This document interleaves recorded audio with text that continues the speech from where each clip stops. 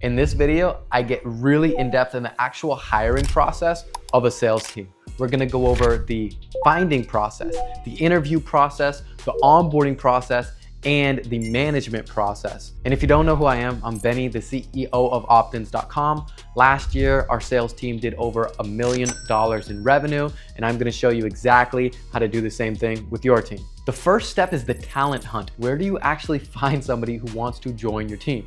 People ask me this all the time. There are 3 places that I look when I'm adding a new person to our sales team. Number 1, I'm asking all of my cool entrepreneur friends. I'm like, yo, dude, you have somebody that's hungry and trying to work. Number 2, if all of them say, actually, no, I've hired them, they're awesome, sorry, you missed out, then I'm gonna go look in my own community.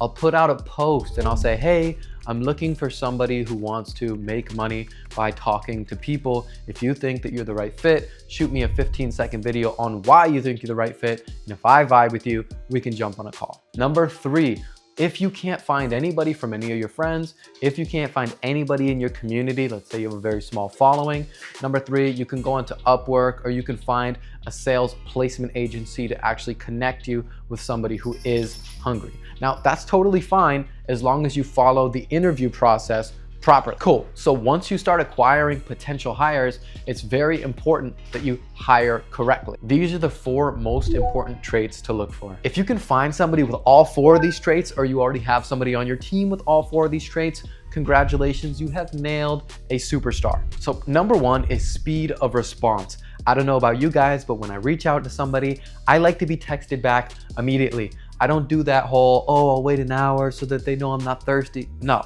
we don't play games here. Speed to lead. When you have somebody that you're reaching out to and they are immediately reaching back out to you, that is a sign that they are professional and they are ready to go. Number 2, somebody who's intelligent. You want somebody who doesn't sound like a dummy, because if they sound like a dummy, when one of your prospects hops on a call with them, the prospect is gonna assume that your whole business is ran by dummies. So don't hire anybody that sounds like a dummy. Number 3, and this is crucial, find somebody who listens. You can't coach people if they aren't willing to listen. I get on calls all the time, and a lot of the time, the people that I'm on calls with are trying to get help from me, but somehow they end up speaking 80% of the conversation, and I only have 2 or 3 minutes to actually give them good advice. If you find somebody who wants to be hired by you, but they end up talking the entire time, it's a bad, bad, bad sign. Find somebody who listens. That plays into number 4, somebody who is coachable. Now, this doesn't just mean somebody who listens. Listening is important, and not dominating the conversation is important for new hires, but also being able to put the ego aside and understand that they are coming into your business and they want to learn from you. Now, that doesn't mean that in the future it can't become their business. We are very encouraging that everybody on our team owns the business just as much as us. But we also understand that each person on the team plays a specific role, and they need to be able to learn from the people that they can get better from. So if you are trying to hire somebody and they already tell you they know how to run a sales script, if they tell you they don't need your help and they just need leads, that's a red flag. You want to find somebody who's coming into your business that says, hey, maybe I've already done some sales before, but I would love to know how you do it and how you're doing this incredible business. I want to learn how to be like you. It's a great sign. Touching on this a smidge more, because a lot of people may miss what I'm saying here. I know I did when I was making my first hires. You want somebody who is operating out of confidence in their consciousness, where they know they don't have to defend themselves. A lot of the time when I first started out in this space, and still now, I make mistakes all the time. Like all the time I'm making mistakes. It used to be when I would make a mistake, maybe when I was younger, people would call me out and I would like freeze up and I'd get red in the face. And even if I was wrong, I'd be like, no, I meant to do that. You don't want to hire somebody like that. That's like me when I was in 7th grade. You want to hire somebody like you in like 12th grade, or like after you've graduated college, or if you dropped out once you realized that you were going to do what you love. Like, you want somebody who doesn't have to prove themselves. You want somebody who is confident in themselves and loves themselves for who they are, and making a mistake doesn't ruin their identity. Okay, cool. So you found the perfect person. Now it's time to onboard them.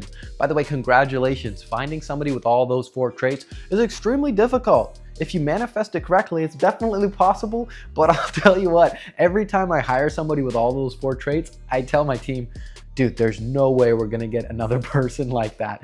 This guy is the best ever. Now, you've got them. How do we actually onboard them? In the beginning, they have an ignorance debt, and it's your job to help them pay it down by lots and lots of training.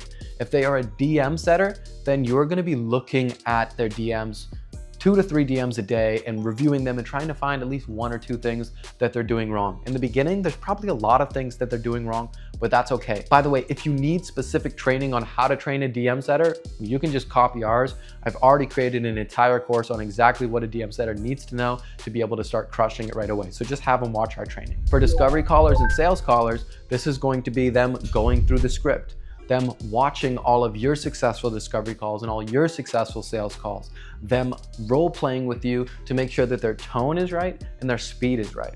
The great news about discovery calls and sales calls, once you've completely mastered the tone and once you've mastered the speed, the only really variable thing there is the objection handling, which absolutely comes with time and trial and error. Once you've spent a week, 2 weeks if necessary, getting them to watch 5 to 10 sales calls, 5 to 10 discovery calls, doing live DM setting with them, it's time to actually get into the magic. So I would give them their first call. Now, for the first discovery and sales call, I call up a friend and I say, yo, will you do me a favor? I'll give you 50 bucks.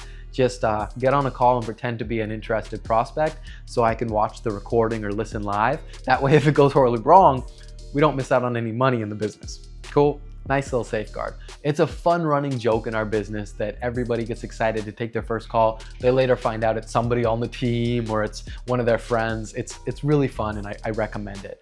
Now, after you've done that, same thing with DM setters, you've looked at what they're doing and things are going well. And when it comes to worrying about somebody leaving after you give them all this great training, I hear this all the time.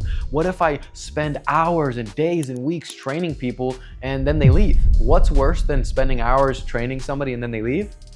Not training people and then they stay. It's much more expensive to have somebody non-trained on your team than it is to spend a couple of hours training somebody on your team and they leave, and just train somebody else. Layla Hormozi says it all the time. Even if 7 out of 10 people leave, if you get 3 absolute bombs on your team, then you're good to go. That's all you need. A bad sales team will cost you 6 figures. A good sales team will make you 7. Once things are up to speed, now it's time for the maintenance phase, the management process. Now, the way that I like to run this, I'll do 1 call a week just to touch base with my sales team, and I'll do 1 call a week actual diligent sales training. The structure that I use and I recommend you use on just the touching base sales team call, you get on, you talk to every single person on your sales team and you say, hey dude, what's up? What's a good or bad thing that happened to you this week? Give them a chance to talk about going to the gym, their battles that they're dealing with in their day-to-day life, a nice place for them to vent, be open, be vulnerable. This is really, really important to build a team that has trust, not only just making money, but also growing together. You're most likely going to be these people's mentors, teachers. They trust you, they look up to you, so it's great when you give them an ability to share and get advice from you. Okay, once you spent maybe 15 minutes going around talking to everybody, what's one good thing that happened to you? Steve Jobs tells people to do this, by the way, not just me. Then I'm gonna get into what are the big issues that we're looking at in the business right now. Do we have enough leads? Are we having enough conversations? How's our conversion rate, right? This goes into the KPI tracker. I'll pull it up, I'll say, we're on pace to hit 250K this month. We're at a 50% close rate. We're doing 25% DM to conversations. Oh, okay, all the KPIs look great, right? Now that the stats are looking great, I'm asking and opening up the floor. Is there anything that anybody wants to talk about? What's upcoming? We have a team retreat next week, so we're talking about, okay, are we gonna go to a Celtics game, Lakers, what's going on here? It's awesome to get people excited. Before ending this call, I'm getting them hyped up. This new thing is happening, this new thing is happening, this new thing is happening. I'm spreading that energy, and then I'm saying, love you guys, talk to you soon, peace. That's the perfect structure. Come in, spread some love, handle the problems, and then end it with energy. People are like, let's go, let's crush the week. I love to do these calls on Monday. Wednesday, we do the sales training. Now, I recommend reviewing 2 to 3 DMs, if not more, reviewing 1 to 2 discovery calls, if not more, and reviewing 1 to 2 sales calls, if not more. And what I'm looking for on the sales and discovery calls is your tone perfect? Is the speed perfect? How can we improve some objections? And what other things might have gone wrong? If you can find one thing to fix each time, your team is gonna get drastically better. For the DMs, I'm making sure that things are converting in the right way. I'm making sure they're just sticking to the script. If you don't check on people, they tend to sway a little bit far from center. So it's good to just keep them moving back. That is exactly what I would do if I was hiring a sales team completely from scratch. That's how I would find the person. That's how I would make sure that the person is actually a fit with those 4 traits. And that's how I would train the person so that they were ready to go and just make sure that they got support until the end of time.